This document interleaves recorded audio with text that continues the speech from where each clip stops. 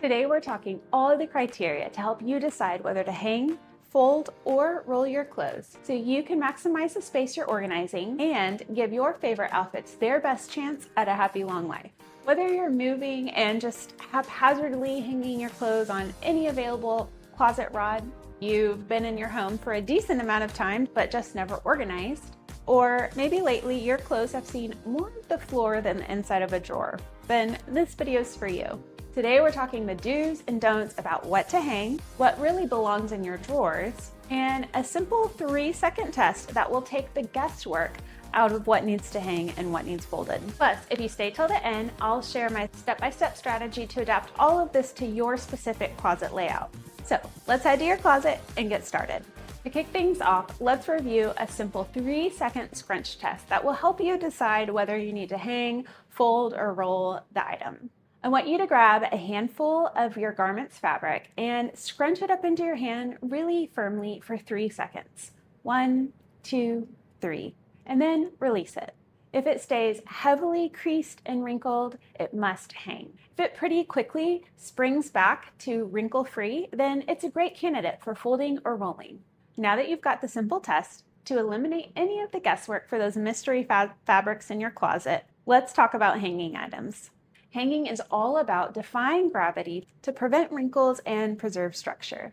You should always hang linens, silks, satins, and rayons. These fabrics will wrinkle if you just look at them the wrong way. You also want to hang things like structured suits and blazers to help protect the shoulder padding, and things like long dresses and jumpsuits so they can hang freely without getting bunched up at the bottom of your closet. Before we move on to folding, we need to talk about a controversial hanging habit. And that is keeping your clothes in those thin plastic dry clean baggies. I know. A lot of us keep them on to protect our clothes from dust. It makes sense, right? And honestly, if you're rotating and wearing your dry clean clothes every few weeks to every few months, you're probably fine. But if you are using these cheap plastic bags as long-term dust protectors, you are risking ruining them over time. For all my skeptics who want to know why, here's the breakdown. First, plastic doesn't breathe. Even with the opening at the bottom of the bag, the plastic still acts like a tiny greenhouse. Dry cleaners use intense steam to press your clothes. And if they bag them while they're warm, that moisture gets trapped inside and creates a perfect breeding ground for mold. Second, this cheap plastic actually has chemicals in it that can react with air over time, causing your fabrics to turn a nasty yellow, especially your whites and lights. So for anything sitting in your closet for long term, I want you to rip that cheap plastic off. Let the clothes air out for 24 hours after they've been dry cleaned to let any moisture escape. Then, if you want real dust protection, you've got a couple of options. If you're protecting less expensive items or fast fashion that you're not planning to keep for years, then standard PEVA or EVA clear bags are fine. But just know they often have BHT, and that is what can cause the yellowing. So if you're protecting vintage, luxury, or heirloom pieces, make sure the clear bags explicitly say BHT free or archival. The safest long-term option is 100% cotton garment bags, which allow natural airflow and won't cause chemical yellowing. And if your budget is really tight, you can always just drape a cotton sheet over your clothes to help protect them from dust. Now, once you actually have your hanging clothes on hangers, there's a couple ways that you can organize them. First, you can group them by category, keeping your dresses together, blouses together, jackets together. If you have multiple rods, you can separate the groups according to each rod. If you only have 1 or 2 rods, they can just sit right next to each other while still being cleanly grouped by each category. And the second way to group them is by color. I'm actually planning a future video on this, so stick around and stay tuned. I think you'll find it helpful. Before we move on to folding, if that 3-second scrunch test or that dry cleaning warning gave you a little light bulb moment for your own closet, would you hit that subscribe button? I'd so greatly appreciate it. Okay, let's talk about folding. I have learned that there are 2 kinds of people in life: those who enjoy folding and those who do not.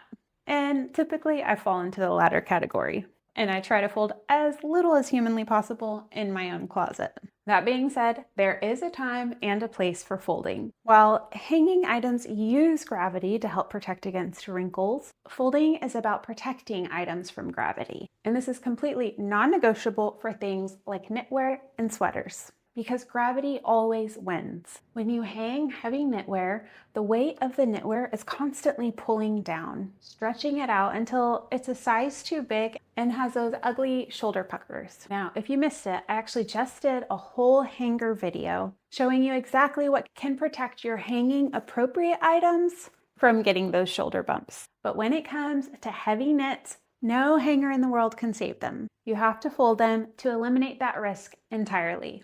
You also want to fold things like embellished tops or sequins with beading, because if they hang, that extra weight will rip or stretch the fabric out of shape. Now, if you have one of those heavy beaded or sequined dresses, you can hang those. You just want to make sure that you're hanging them by the interior ribbons that come on the dress and not by the straps themselves, so that it doesn't ruin the structure of the dress and stretch out or rip the fabric. But for everyday tops with a little bit of beading or sequining on them, go ahead and just fold those.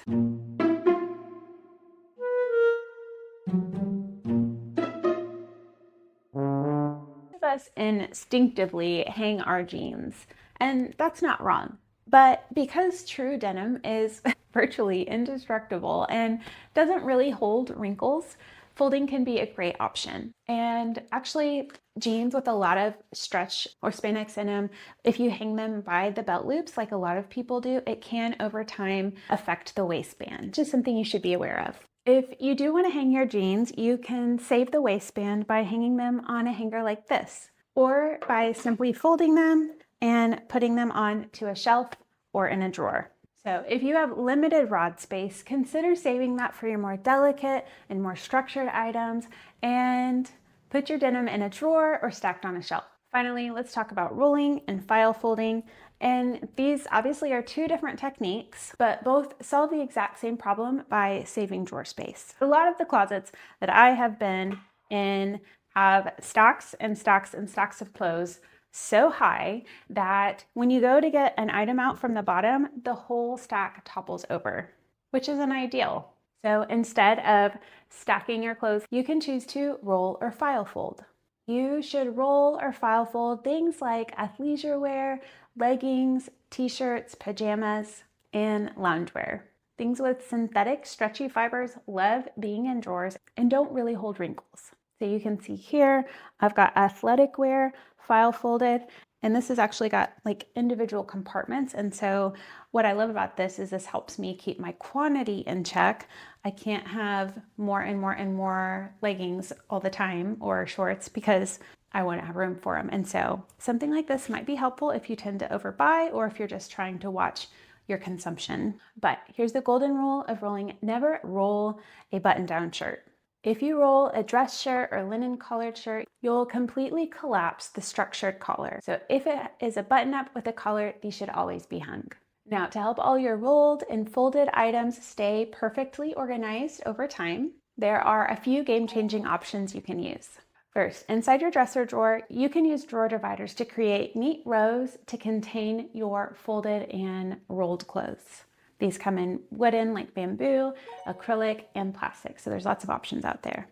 Second, if you're stacking things like jeans or folded sweaters on a shelf, you can use things like acrylic dividers to give your items a zone to live in. Now, this one is for my specific shelf. It's like the depth and it won't fit on my table, but this one just attaches onto the shelf. It's got a little rubber grip right here.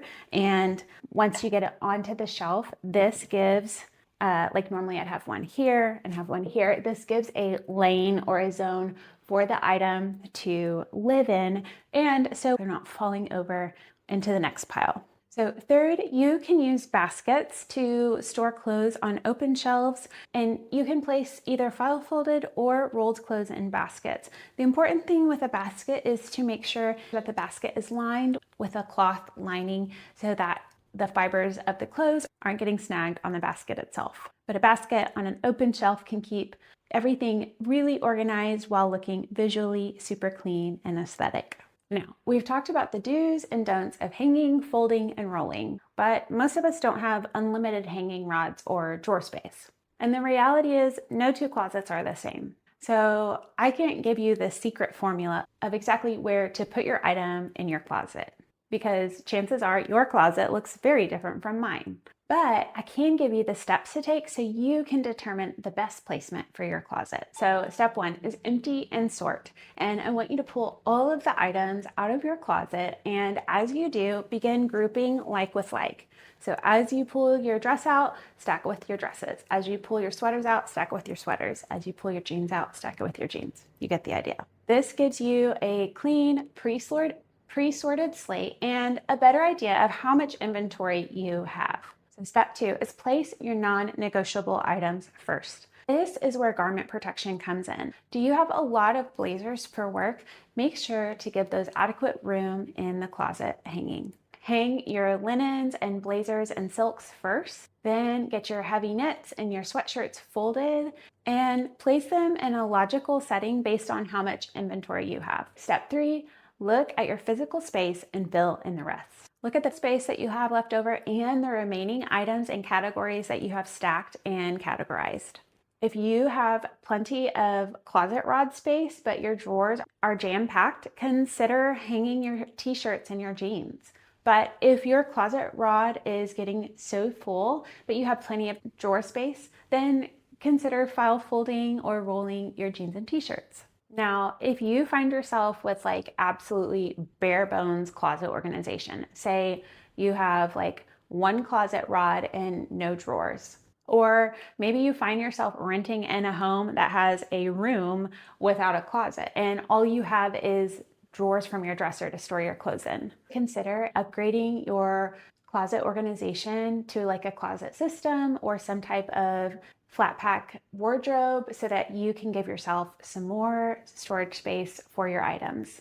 Some closet systems can be very expensive, but they're absolutely doable on a budget. If finances are really tight and you just need bare bones minimum, look into purchasing a temporary option. Think stackable drawers that could sit in the bottom of your closet with the one bar, or consider maybe a freestanding clothing rack if all you have is a dresser. And these could be very helpful until you're able to upgrade your closet storage. By budgeting your closet space and taking care of your delicates and your structured items first, you ensure that no matter what your closet looks like, your favorite clothes are being safely taken care of. Now, depending on the size of your wardrobe and when the last time you decluttered was, this project could take the better part of a day, but it is so worth it because storing your favorite pieces the right way will help keep your favorite outfits looking brand new for years. Are you team fold your jeans or hang them up? I'd love to know in the comments below. Now that you know what you should be hanging, folding, or rolling, stick around for next week where I'll show you how to file fold different clothes in your wardrobe to maximize space. As always, I'm rooting for you. See you in the next one.